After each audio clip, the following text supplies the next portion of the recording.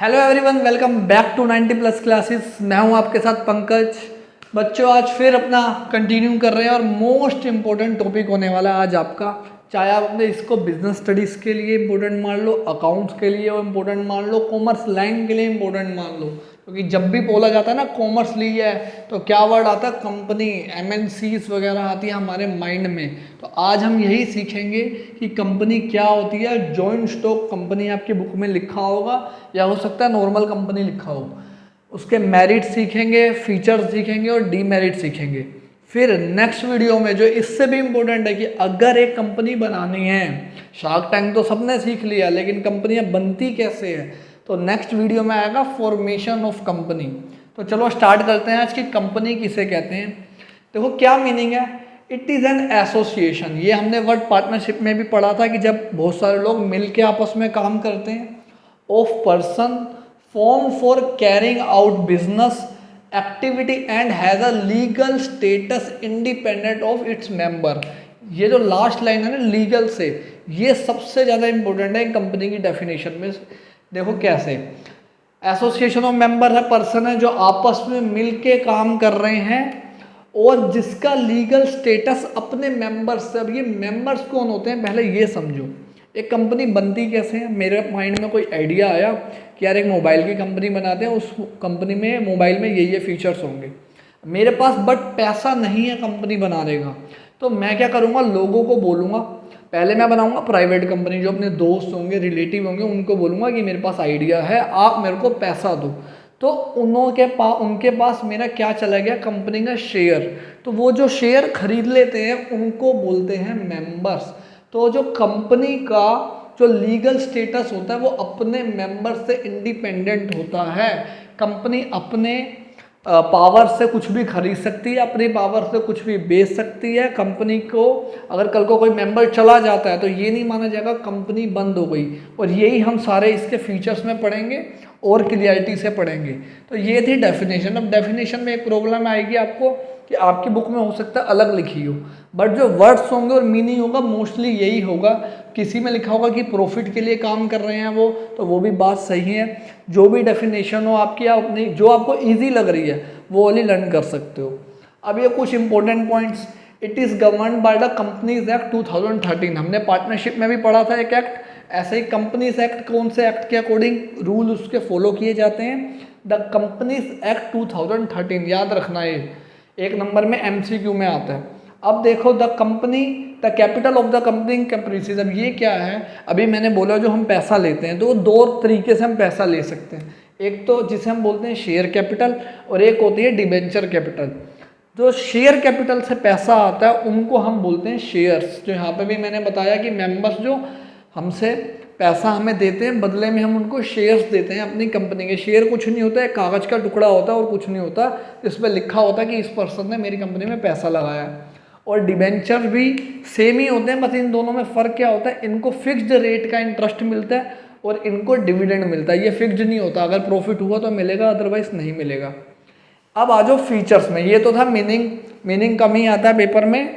Meaning से अंदर MCQ आ सकते हैं कि कंपनीज एक्ट कौन सा है, शेयर किसे बोलते हैं, ये सब आ सकता है।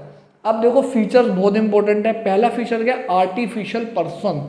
जब आपने अकाउंट्स में आपके जर्नल के रूल पढ़े होंगे, उसमें जो पर्सनल अकाउंट होता है उसमें भी एक आर्टिफिशियल पर्सन आया था। तो वही है ये कि हमने कंपनी को भी एक तरह से इंसान की तरह ही ट्रीट किया है कि मैं अपने नाम पे कोई बिल्डिंग खरीद सकता हूँ, मैं अपने नाम पे कुछ भी बेच सकता हूँ। अगर मेरे पास कोई एसेट है और मैं किसी पे केस कर सकता हूँ, कोई मेरे ऊपर केस कर सकता है, तो ऐसे ही एक कंपनी भी आर्टिफिशियल पर्सन है। एक टाटा है, टाटा की अपनी एसेट्स हैं, अपनी लाइबिलिटीज़ हैं, हम टाटा पे केस कर सकते हैं, कंपनी भी हम पे केस कर सकती है। तो ऐसे ही एक कंपनी के पास भी सारे राइट होते हैं। नेक्स्ट है सेपरेट लीगल एंटिटी, सबसे इम्पोर्टेंट। अब सेपरेट लीगल एंटिटी क्या है समझो। हमने सोल प्रोप्राइटर पढ़ा था, हमने ये बोला था कि ये अपने बिजनेस से अलग नहीं होता। कल को बिजनेस डूब गया तो ये माना जाएगा कि ये पर्सन भी डूब गया।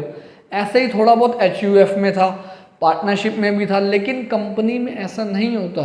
जिस पर्सन ने कंपनी स्टार्ट करी थी वो कल को मर भी जाए तो शेयर तो अलग अलग लोगों ने खरीद रखे हैं, पैसा तो अलग अलग लोगों ने लगा रखा है, तो कंपनी को उससे कोई फर्क नहीं पड़ेगा।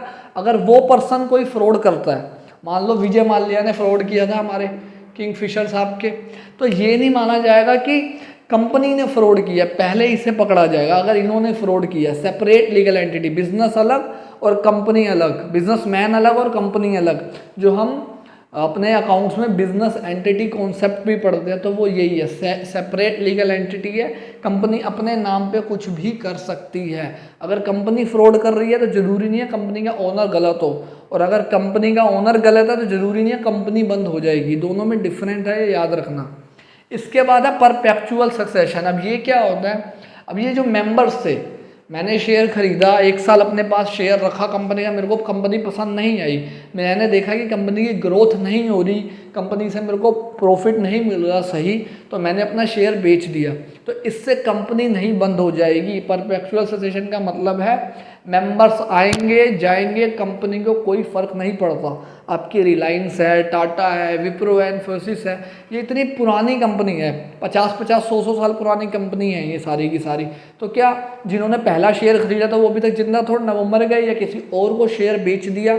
तो मेंबर के आने से या जाने से कंपनी को कोई फ़र्क नहीं पड़ता। नया मेंबर आ जाता है उसकी जगह, या उसके लीगल रिप्रेजेंटेटिव जो भी है रिप्रेजेंटेटिव, उनके पास शेयर चला जाता है। ऐसा नहीं होता कि कोई पर्सन मर गया तो कंपनी ही बंद हो जाएगी, कंपनी को इससे कोई फर्क नहीं पड़ता। लेकिन सोल प्रोप्राइटर में सोल प्रोप्राइटर मर गया है तो हमने पढ़ा था लैक ऑफ कंटिन्यूटी है, वो तो बंद हो जाएगा। मेन पार्टनर मर गया हमारा तो पार्टनर भी बंद हो जाता था। लेकिन HUF में क्या पढ़ा था कि कर्ता मर जाएगा तो दूसरा एल्डेस्ट कर्ता आ जाएगा, तो उसमें भी ये बेनिफिट था। ऐसे ही कंपनी में भी है कि कंपनी हमेशा चलती रहती है। ठीक है, अब देखो फॉर्मेशन कि अगर कंपनी बनानी है तो क्या करना पड़ेगा।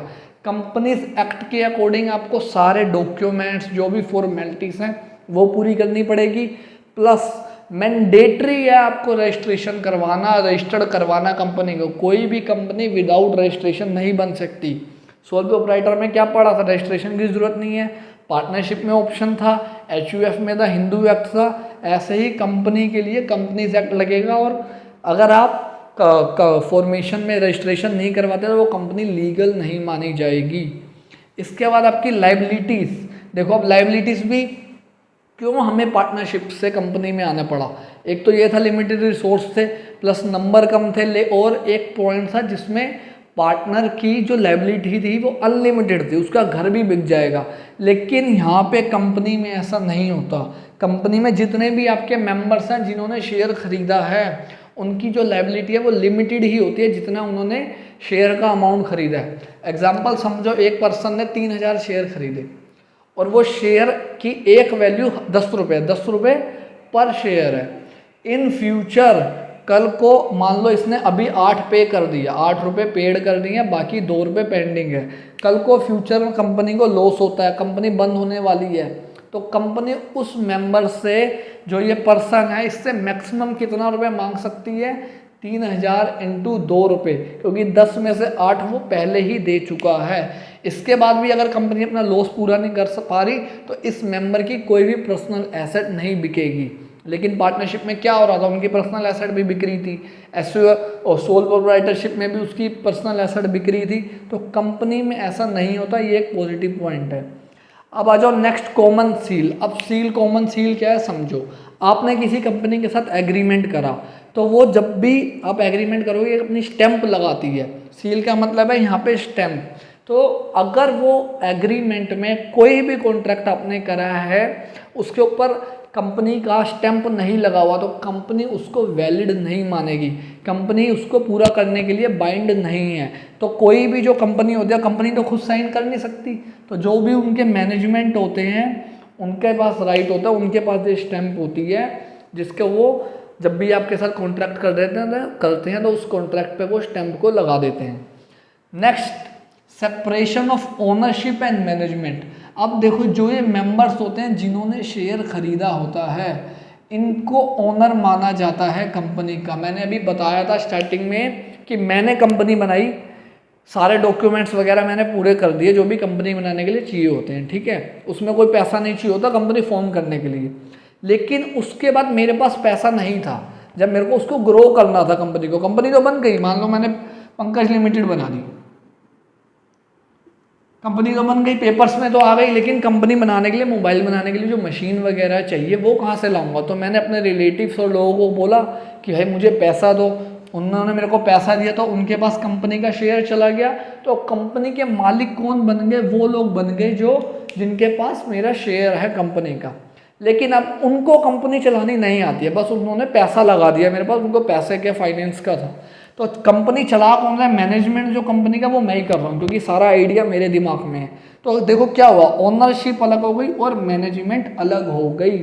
ऐसा ही होता है मोस्टली कंपनियों में, बड़े बड़े जो एक्सपीरियंस डायरेक्टर्स हैं, एक्सपीरियंस जिन्होंने बहुत सारी कंपनीज बनाई है, वो मैनेजमेंट संभालते हैं स्टार्टिंग में कंपनीज की। और जब कंपनीज ग्रो कर जाती है, जब लोगों के पास एक्सपीरियंस आ जाता है, तब वो मैनेजमेंट हो सकता है ट्रांसफ़र हो जाए। अब मैनेजमेंट में भी दो तरीके होते हैं, एक तो हो गया आपने परमानेंट किसी को बोर्ड ऑफ डायरेक्टर बना दिया, मैनेजमेंट का हिस्सा दे दिया, हो सकता है वो ओनर ही हो, कोई ओनर हो जिसे ऑलरेडी जो कोई एक कंपनी संभाल रहा हो, जिसे पूरी बिजनेस की नॉलेज हो, वो हो सकता है। या आपने किसी बड़े पर्सन को, अंबानी साहब को अपनी कंपनी चलाने के लिए हायर कर लिया, उनको एक फिक्स अमाउंट दे दिया, 50 करोड़ देंगे, आपने 2 साल तक हमारी कंपनी में आना है, जो भी डील होगी वो आपने करनी है। तो वो हो गया इसमें। तो याद रखना ओनरशिप और मैनेजमेंट अलग अलग होती है। लास्ट है रिस्क बेयरिंग। अब सोल प्रोप्राइटर में क्या था, अकेला का अकेला लॉस कौन संभाल रहा था, सोल प्रोप्राइटर। पार्टनरशिप में मैक्सिमम 3 में बट रहा था। इसमें एक बेनिफिट हो रहा था, जो ये मेंबर्स होते हैं लाखों में होते हैं कंपनी के, करोड़ों रुपए की कंपनी है, 10,000 करोड़ रुपए के शेयर्स हैं, अकेला पर्सन तो खरीदेगा नहीं, तो बहुत सारे लाखों लोगों ने शेयर खरीदे होते हैं। तो जब कंपनी को लॉस होगा फ्यूचर में, तो वो लॉस भी लाखों लोगों में बटेगा, जिसकी वजह से एक पर्सन के ऊपर जो लायबिलिटी है वो बहुत कम आती है, बहुत कम अमाउंट उसे पे करना पड़ता है। तो ये भी एक रिस्क होता है कि बढ़ जाता है सबके अंदर। अब ये थे हमारे फीचर्स और मीनिंग। कंपनी के फीचर्स पेपर में जरूर आते हैं, चाहे एमसीक्यू में है चाहे केस स्टडी में है, तो याद रखना है, इसे अच्छे से करना है। अब करते हैं इसके मेरिट्स और डीमेरिट्स। तो देखो स्टार्ट करते हैं अपने मेरिट्स और डीमेरिट्स। देखो पहला मेरिट्स क्या है, लिमिटेड लायबिलिटी। ये अभी हमने पढ़ा फीचर में भी कि जो पार्टनर की, मतलब जो भी मेंबर्स हैं, उनकी जो लायबिलिटी है वो लिमिटेड होती है। जितने का उन्होंने शेयर खरीदा है, जितना पैसा कंपनी में लगाया है, मैक्सिमम उनको उतना ही पैसा भरना पड़ेगा अगर कंपनी लॉस में चली जाती है। या मान लो वो पूरा पैसा भर भी चुका था, 10 रुपये के हिसाब से हमने जो एग्जांपल लिया भर चुका था, तो उसको पहले से पता है ना मेरा कितना लॉस होने वाला है, कोई उसके घर की पर्सनल एसेट तो बिकेगी नहीं। तो ये बहुत बड़ा ही मेरिट है हमारे लिए कंपनी में इन्वेस्ट करने का। इसके बाद ट्रांसफ़र ऑफ इंटरेस्ट।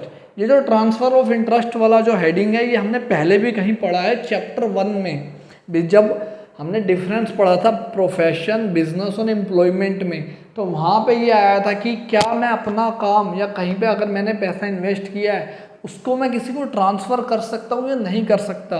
बिजनेस में था कर सकते थे, एम्प्लॉयमेंट में नहीं कर सकते थे, प्रोफेशन में नहीं कर सकते थे। लेकिन यहाँ पे जो ये बात कर रहा है ट्रांसफ़र ऑफ इंटरेस्ट की, ये किस लिए बोल रहा है कि अगर मैंने किसी कंपनी के शेयर खरीद लिए, मेरे को लगा था कि ये कंपनी बहुत अच्छी है, शेयर खरीद लेते हैं, अब मुझे वो कंपनी पसंद नहीं आ रही, तो मैं भी अपने जो शेयर हैं वो किसी और को बेच सकता हूँ। हाँ, ये हो सकता है कि मेरे को थोड़ा सा लॉस हो जाए, कम रेट पे मेरा शेयर बिके, या हो सकता है प्रॉफिट भी हो जाए, लेकिन मैं इजीली ट्रांसफ़र कर सकता हूँ। जो शेयर वर्ड आया था ये मूवेबल होता है, किसी को भी हम बेच सकते हैं ऑनलाइन। तो ये भी एक इसमें बेनिफिट मिल जाता है। परपेचुअल एग्जिस्टेंस हमने देखा कि मेंबर आए जाए हमें कोई मतलब नहीं है मेंबर से। अगर कोई कल को मेंबर इंसॉल्वेंट हो गया, वो डूब गया, उसका घर बिक गया, सब कुछ बिक गया, तब भी कंपनी को कोई फ़र्क नहीं पड़ेगा, कंपनी ऑलरेडी उस पर्सन से अपना हिस्से का पैसा ले चुकी है। तो ये एक बेनिफिट है कि कंपनी चलती रहेगी, कभी एंड नहीं होती। इसके बाद स्कोप फॉर एक्सपेंशन, ये भी अच्छा पॉइंट है। हमने पढ़ा था पार्टनरशिप में लिमिटेड रिसोर्सेज हैं, 200 बंदे मैक्सिमम है, कितना पैसा लगा लेंगे, 100 पर्सन मैक्सिमम है, कितना पैसा लगा लेंगे, लिमिटेड होगा। एक टाइम बाद वो सब जगह से पैसा अरेंज कर लेंगे और ख़त्म हो जाएगा उनका पैसा। सोल प्रोप्राइटर में तो और कम था, लेकिन कंपनी में ऐसा नहीं होता। कंपनी शेयर से पैसा लेती है, पब्लिक डिपॉजिट ले लेती है, आपका डिवेंचर से पैसा ले लेती है, लाखों बंदे हैं उसके पास, तो सारे 1-1 रुपया भी लगाएंगे तो भी बहुत बड़ा अमाउंट बन जाता है। तो ये एक बेनिफिट होता है कि बहुत सारे रिसोर्सेज अवेलेबल होते हैं कंपनी के पास। लास्ट प्रोफेशनल मैनेजमेंट, कंपनी के पास बहुत पैसा है। अब कंपनी एक्सपीरियंस बहुत बड़े बड़े मैनेजमेंट जो वाले जो पर्सन होते हैं, बड़े बड़े सीएस, बड़े बड़े एडवोकेट्स, मैनेजिंग डायरेक्टर, अंबानीज वगैरह जैसे हैं, इनको हायर करती है कंपनी चलाने के लिए। इनको ऑलरेडी एक्सपीरियंस है बहुत ज़्यादा, इनको पहले से पता है कि अगर हमारी कंपनी इस लाइन में बिजनेस कर रही है, ये उसकी इंडस्ट्री है, तो वहाँ पे कौन कॉम्पिटिटर है, क्या स्ट्रैटेजी रहेगी, क्या पॉलिसी बनानी पड़ेगी, तो ये एक बेनिफिट मिल जाता है। ये कंपनी ही हायर कर पाती है क्योंकि इनकी जो फीस वगैरह होती है वो ज़्यादा, और कंपनी को इस बारे में कोई टेंशन नहीं है, पैसा उनके पास पहले से ही ज़्यादा है। तो ये थे इनके छोटे से मेरिट्स कंपनी के। अब आ जाते हैं डीमेरिट्स। डीमेरिट्स में मैक्सिमम 4 या 5 याद करना, बट माइंड में आपके सारे होने चाहिए कि अगर केस स्टडी घूम के आ जाती है तो कैसे करना है। पहला है कॉम्प्लेक्सिटी इन फॉर्मेशन। कंपनी बनाना जो है ना वो बहुत कॉम्प्लेक्स है। सोल प्रोप्राइटर में क्या था, एक बोर्ड लगाया, दुकान खोल ली, बन गया। पार्टनरशिप में भी यही था, 2 पर्सन साथ में बैठे, काम चालू हो। HUF में भी कुछ ऐसा ही था कि बिजनेस चल रहा हो।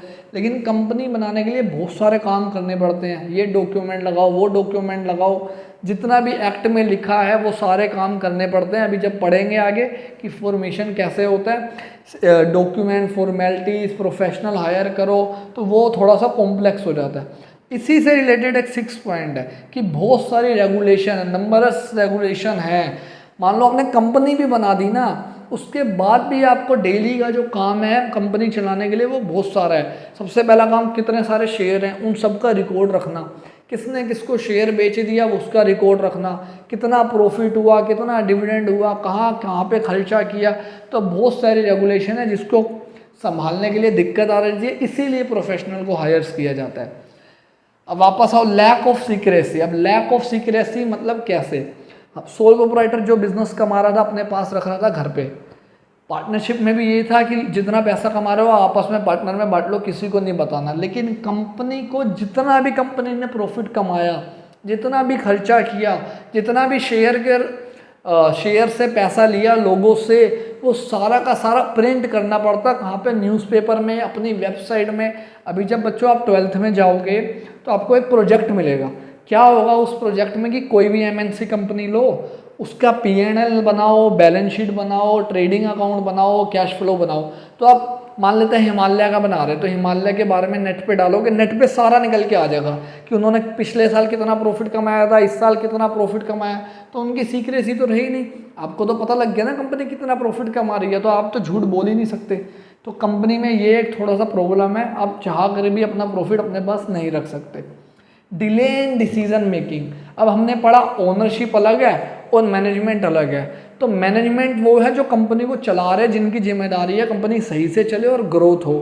अब मेरे माइंड में, मान लो मैं मैनेज कर रहा था, मेरे माइंड में आया कि एक अच्छी अपॉर्चुनिटी है, यहाँ पैसा लगाते हैं। तो मैं चाह कर भी पैसा नहीं लगा सकता जब तक मेरे ओनर जिन्होंने शेयर खरीदा है वो हाँ नहीं कर देते कि हाँ आप यहाँ पे पैसा लगाओ।